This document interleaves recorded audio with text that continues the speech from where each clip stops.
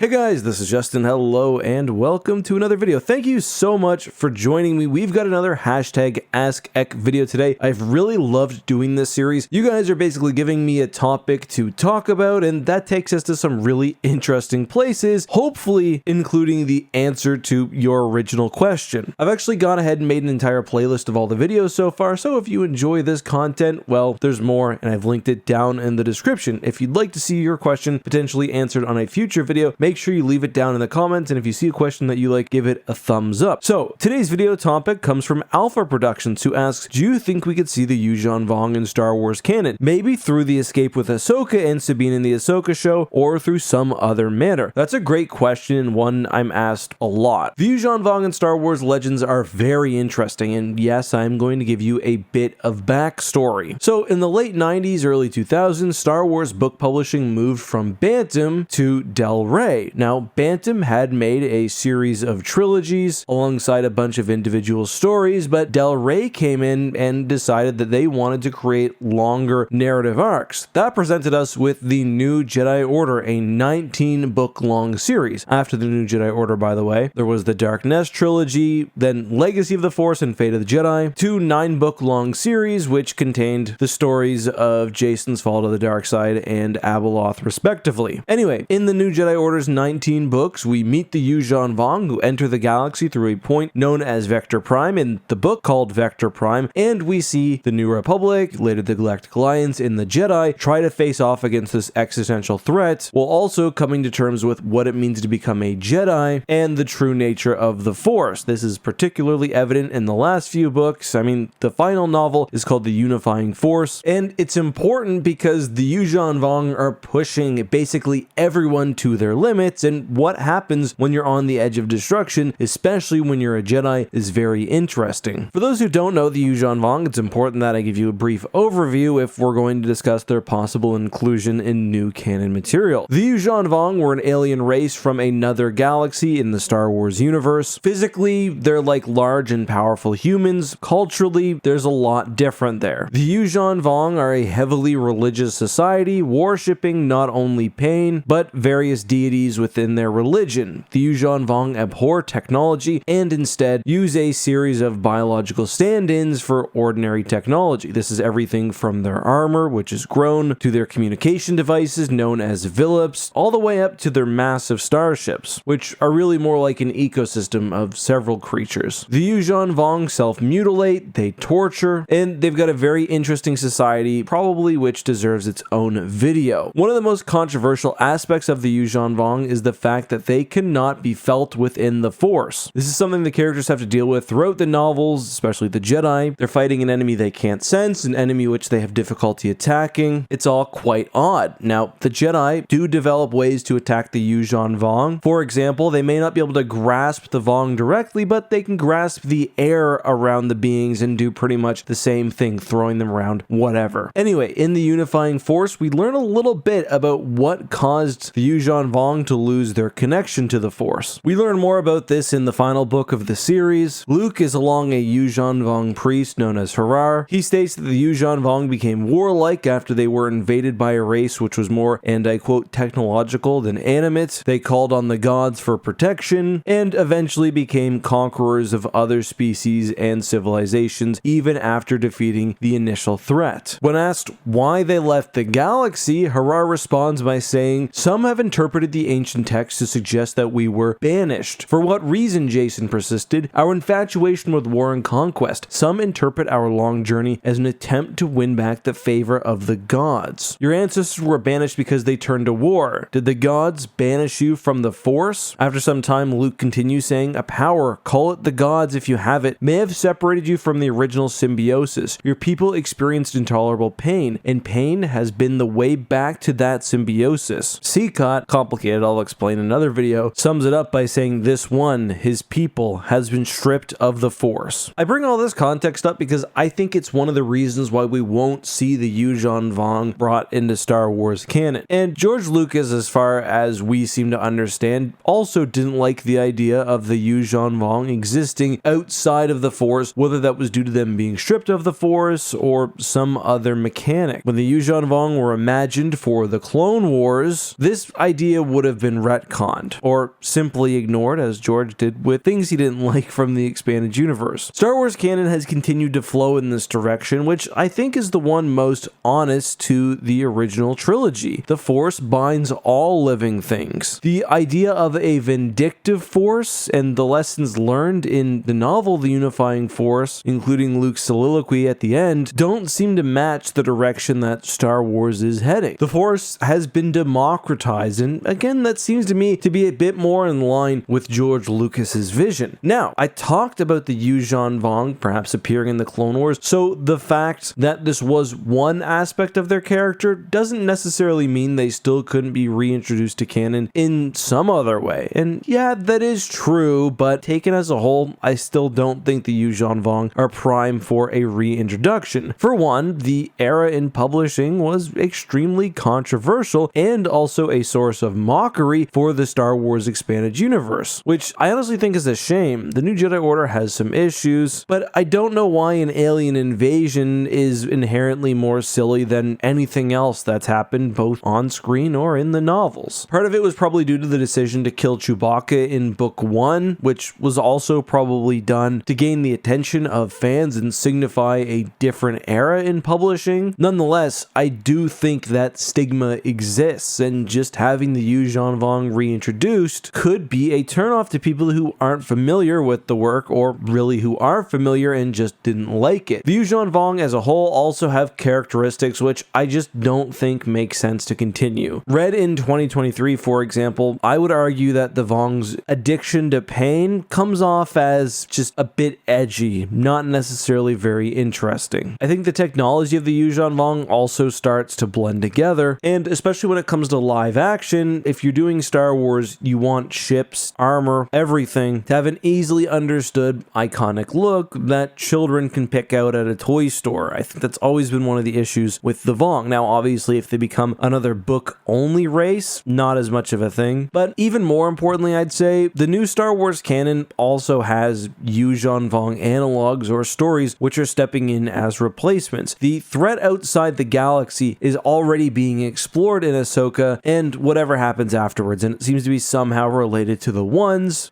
making it Force-based, which the Yuuzhan Vong very much are not. People have also pointed to the Grisk as being Yuuzhan Vong analogs. I'm not sure I agree with that. They do have elements. From what I remember, the Grisk sometimes use organic technology, but they kind of just exist in the unknown regions and are more a sort of shadowy power. Arguments for the Yuuzhan Vong making their way to Star Wars canon include the fact that, hey, Rey's Jedi Order is eventually going to need some sort of big enemy. If you don't want to do the Empire again, if you don't want to do the Sith again, well, you've got to get creative. The Yuuzhan Vong do that. And the Force and Jedi principle debates that Luke had with Kip Duron could also be interesting in new canon, even if ultimately it doesn't follow the principles discovered by Luke at the end, where he discusses, for example, what truly makes an angry action dark side versus just anger. So in summary, I don't think we'll see another Yuuzhan Vong storyline. I don't think Disney would ever do the can't be touched by Force race. I think there's probably enough stuff going on outside the galaxy, and I just think that the edginess of the self-mutilation and torture probably isn't as interesting as it was 20 years ago. Those are just my thoughts though. Let me know yours down below, and of course, if you got another question, I look forward to reading it.